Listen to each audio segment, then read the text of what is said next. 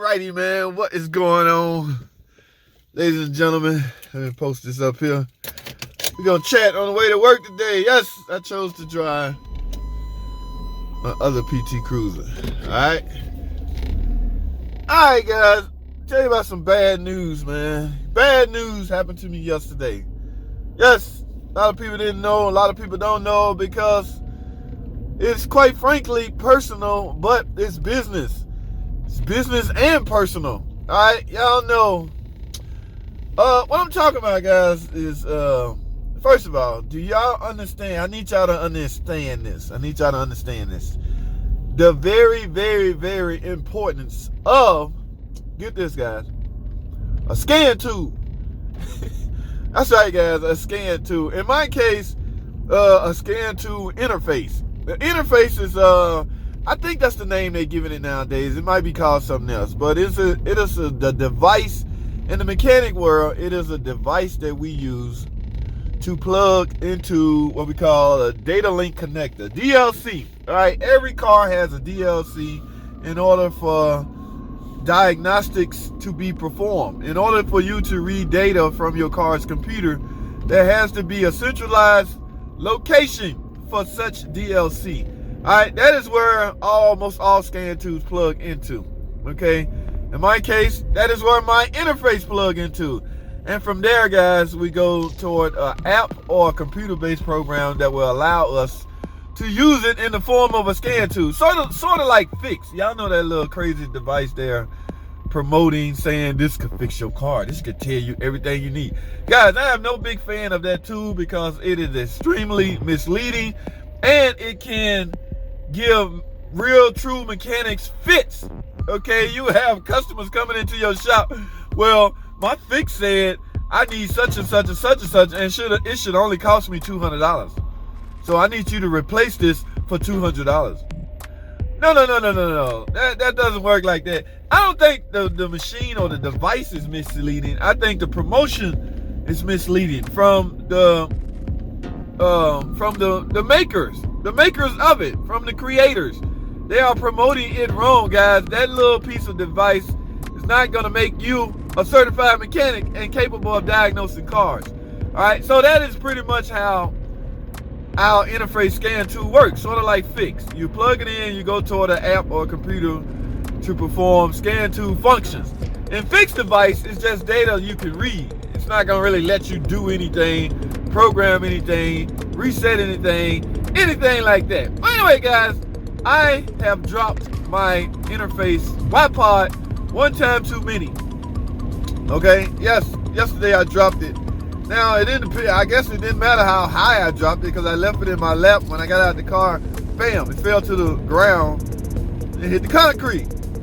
No shattered parts or anything, but the very next time I got ready to use it, I plug it in.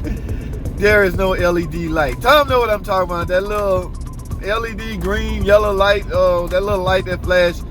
Nothing, guys, absolutely nothing. And so I'm going, maybe something wrong with this car. I plug it in another car, nothing. So I'm going, I'm still in denial. I went and grabbed my buddy's part, plug it into those same cars, and voila, a LED light, which tells me my interface scan tool machine is not communicating anymore. Oh no, what do we do? I cannot live with this, guys. You do not understand the importance of this thing. I live, breathe. Without this, I'm nothing. Do you understand me? Absolutely nothing, guys. I am clueless. I am nothing. I cannot convert to using a Snap-on, Intel, or whatever that stuff is y'all be bragging on the internet. I can't because I don't know. I do not have time for a major learning curve. Now, a scan tool wouldn't be a major learning curve, but I want what I'm used to. So, have no fear, JT. Now, Tom brought this up in one of the live streams the other day. There's a new pod available anyway. And just yesterday, a lot of the guys in the shop got their pod. Okay, got their brand new pod. They done loaded it up and they use it. I think it's for new models that's coming out, the newer models. So the current pod we have has ran out of memory that we can update. It has ran out of storage space. I don't know. But it's still usable. You still can use it on the older model cars. It's just that the newer part will have a lot more space for newer model information to be uploaded to it. Guys, we got some pretty sophisticated stuff coming out as far as Chrysler, FCAs, Stellantis, whoever you want to call it. New technology coming out, and our old model scan tool will not do it. So now this was going to be inevitable anyway. All I was doing was buying time. I was eventually going to have to buy the new pod anyway. So now I have to speed up the process, okay? Because I can't go through day-to-day functions without this pod. So yes, I told my manager, order me one now. He's like, it's gonna take 5 days to get it. No, I can't live. I might as well take off, guys. I cannot go a day without my pod. And a pod is so sensitive, you can't just borrow another guy's pod. I mean, it's bad enough you can't even borrow a guy's impact. Like, that stuff is sensitive. Nobody wants to hand you their $500 part, a sensitive computer data part that they need. One back in the day, we used to think this costs so much that this is a shop tool. But we had one as a shop tool, but everybody was borrowing it and hanging on to it. You know, check it out. I need to check out the pod.